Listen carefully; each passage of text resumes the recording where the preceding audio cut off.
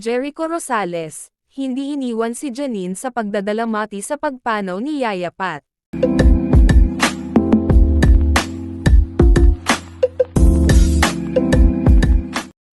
Sa gitna ng kalungkutan at pagdadalamati, ipinakita ni Jericho Rosales ang kanyang wagas na pagmamahal sa kasintahang si Janine Gutierrez matapos pumanaw ang itinuring nitong pangalawang ina na si Yaya Pat.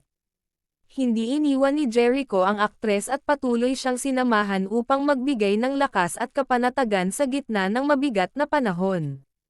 Si Yaya Pat ay matagal nang naging bahagi ng buhay ni Janine at ng kanilang pamilya, kaya't labis ang kanyang dalamhati sa pagkawala nito.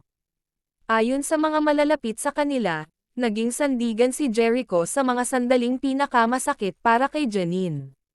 Pinuri ng mga tagahanga ang pagiging maunawain at mapagmahal ni Jericho, habang ipinahayag naman ni Janine sa social media ang kanyang pasasalamat sa mga nakiramay at sa kanyang kasintahang hindi siya iniwan sa oras ng kalungkutan. Sa kabila ng pagpanaw ni Yaya Pat, mas lalong tumibe ang ugnayan nina Jericho at Janine, patunay na ang tunay na pagmamahal ay nasusubok sa mga panahon ng lungkot at pagkawala.